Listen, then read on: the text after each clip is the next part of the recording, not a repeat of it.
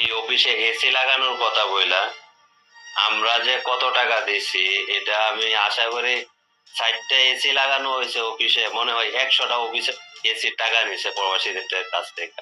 একই খরচের খাত দেখিয়ে একাধিক দেশে থাকা শত শত প্রবাসীর কাছ থেকে চলাই লাভজনক ডিজিটাল ভিক্ষাবৃত্তি একসময় তাদের বিনা পুঁজির মূল ব্যবসায় পরিণত হয়। ভাই সকালে নাস্তা নাই, ছাত্রদের নাস্তা নাই, খাবার নাই, বিল নাই, তারা জাতিবাদ সত্য মিথ্যা তারা জানে, বলতো যে এখন নাস্তা না খেয়ে খাবার না খেয়ে তারা কিভাবে মিছিল মিটিং করবে।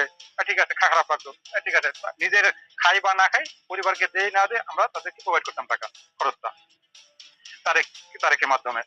তো এইভাবে প্রত্যেকটা টাকা দেওয়ার পরে আমরা একটা জিনিস করতাম কি, যে এখান থেকে কালেকশন করতাম আমাদের সহযোদ্ধার কাছ থেকে বা আমরা নিজের পকেট থেকে দিতাম।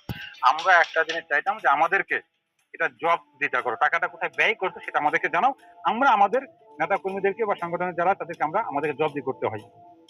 তো এই করতে বলার পরে তারা দিচ্ছি দিচ্ছি দিচ্ছি দিচ্ছি করতে করতে কয়েক বছর গেল, তারা দেয় না, তারা কোনো রকম হিসাব দেয় না। এই যে নূরের ঘরে যে এসিটা আছে, এটা হচ্ছে আমাদের টাকা কিনা।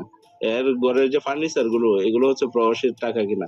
ওরা যদি চ্যালেঞ্জ করে, আমরা চ্যালেঞ্জ করতে পারি। একসময় প্রবাসী অধিকার পরিষদের এসব নেতাদের কাঁধে ভর করে মাঝে মধ্যেই টাকা আনতে বিদেশ সফর করতেন নুরুল হক নুরু। যদিও ইউনূস সরকার ক্ষমতায় আসার পর নুরুর নতুন চরিত্র দেখে কপালে চোখ উঠে যায় প্রবাসীদের। যে নুরু একসময় ইঞ্জিনিয়ার এনামুল হকের টাকায় বিদেশ সফর করতেন, হঠাৎ করে ইউনূস সরকার ক্ষমতায় আসার পর নুরু তাকে ফোন করে বলেন টাকা পয়সা কোনো সমস্যা নয়, 5 স্টার হোটেলে তার বুকিং চাই।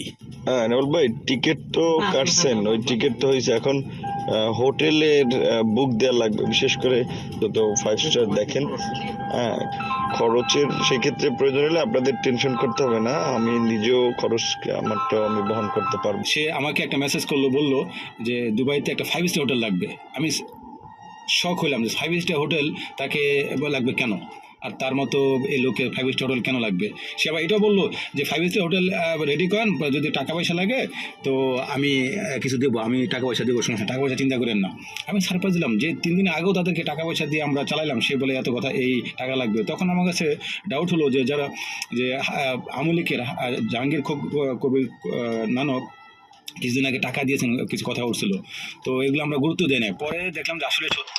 দেশের বাইরে যাদেরকে প্রবাসী অধিকার পরিষদের নেতা বানিয়ে দেশ পরিবর্তনের স্বপ্ন দেখিয়ে টাকা পয়সা হাতিয়ে নিয়েছেন, তাদের মাঝে সবচেয়ে ক্ষতিগ্রস্ত হয়েছেন ইঞ্জিনিয়ার সালাউদ্দিন। বিদেশে উচ্চ বেতনের চাকরি হারিয়ে এখন মানবেতর জীবনযাপন করছেন প্রবাসী সালাউদ্দিন। বিশাল আন্দোলনের রেমিটেন্স শাটডাউনের ঘোষণা দেওয়ার ফলে আমাকে আবার চলে আসতে হয় বাংলাদেশে, জেল খেটে এবং খালি হাতে একা পড়ে পরিবার পরিজন সবাইকে নিয়ে। বর্তমানে 2 বছর